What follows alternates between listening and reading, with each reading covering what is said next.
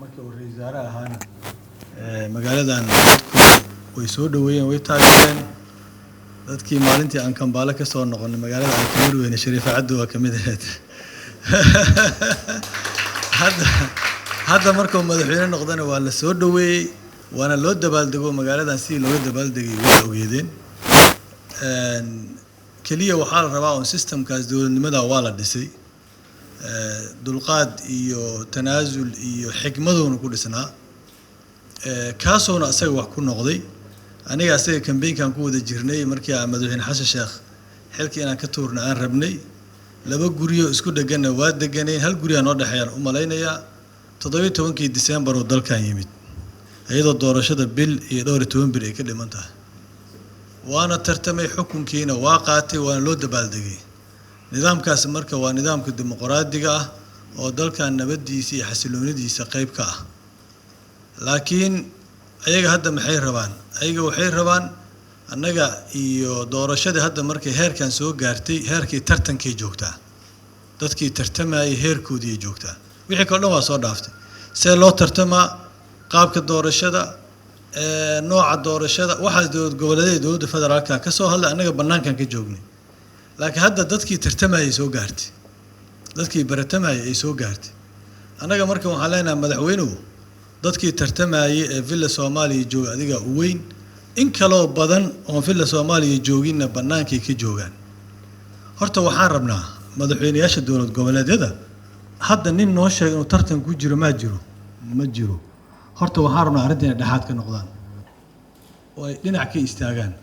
haddayba noo heelinayninba alleen baash waa 4.5 Sooma haddaan bal isku heelina 4.5 la isku heelinaynin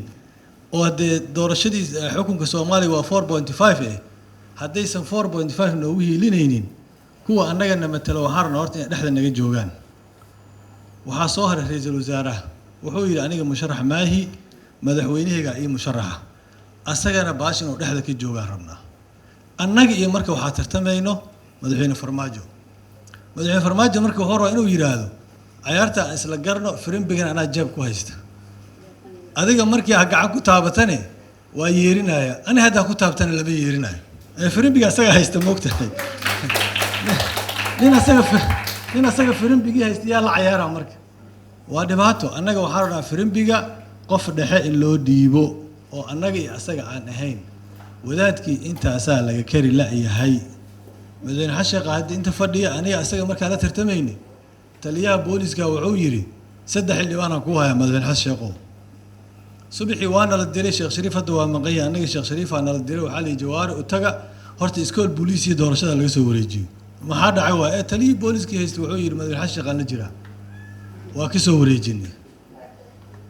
nin fartaag leeyahay hadda senator oo guddiga doorashada ku jiray madaxtinimada iyo habeenkii xafladii Xasan Sheekh ka qayb galay waxa leeyahay laga saaro guddiga waa laga saaray waxa soo dhan macnaheena casnimo ma aha inaan wax la boobi karina ma aha laakiin dadkii meesha joogay hadii la wax la boobo caaqibadeeda yaqaaneen meesha ku dhamaanaysay garanayeen xukunka dhexda iska dhigeen annaga marka mid ma rabno nina waxa laga sheegay xoogaa fulinimo lagu xamanayo islaantiis waxay tir moogtaa tuuga guri soo dhacay horta soo galay u kaadi oo dhahay markuu soo gal alaabtii oo qaato horta armaajada ha furay u kaadi armaajadii hadoo furay alaabtii ee u kaadi horta hala baxee markii dambe wuxuu yiri haduu ruu sheega ani farantigeyga maxaa u soo raadsan waayay nimanka hadda waxay rabaan doorasho hebel waa dhacnay shiba laga dhahay tanay dhaceen shiba laga dhahay meesha dad ma joogay isdhaheenba annaga markii waxaan rabaa inaan dhahno meesha dad waa joogaa intaas aan rabnaa idinkana maxaa inii wacnay inaan nala aragtiino inii marqaati gelino meesha inuu dad joogo qaybaha bulshada dhan aan wacnay annaga kale inta shirno waxa soo saari karna ma yeelin qaybaha bulshada dhan aan wacnay waxaan rabaa inaan dhahno nimanka loo sheego meesha dad waa joogaa hadda labay ku soo hareen madaxweynaha iyo taliyihiisa nabadgudda ku soo hareen meesha dad waa joogaa in la dhaho yac waa la sakiin dhihi karaa inaan yac la dhaho yaa la isla gaarin intaas waa inta meeshaan u joogno ta kalena waxaan ku darayaa rabaa wixii shakhsi ah oo ogtiinoo nimankaas waxna kala gaaro wixii shakhsi ah waa la isku dul qaadanaa dhibna ma laha madaxweynayaasha iridda laga celiyey kanaa la weeraray kanaa loo diiday ganacsataasaan la yeelay midaa la yidhi shirkadiisa argixisay la shaqaysaa waxaasoo dhan qofka waxaa laga yaabaa markay shaksi tahay indhaha ka laabto laakiin danta guud markay tahay oo wixii korkeenna ay ku dumayaan danta guud diinta islaamka waxay qabtaa in loo istaago oo la diido diinteennana waxaa ku jirta xadiis saxiix oo dhahaya jihaadka dhan ee la sheegaa waxaa ugu fadli badan kelimad runa oo nin talina loo sheego annaga marka waxaan rabnaa in kelmadda runtaa loo sheego jihaadka wiilashan qoryaha dadku laynaa oo bombada ku dilaa ma aha jihaadka waa in run loo sheego qofka talinaya inaad runta u sheegtiin inaad nala aragtiin waxaan rabaa inaan dhahno ma nala aragtiin waxaan aragnay hajacadow shufta shufnaa inaan isdhahnaan rabnaa kulligeen waa maasantiin wasalaamu calaykum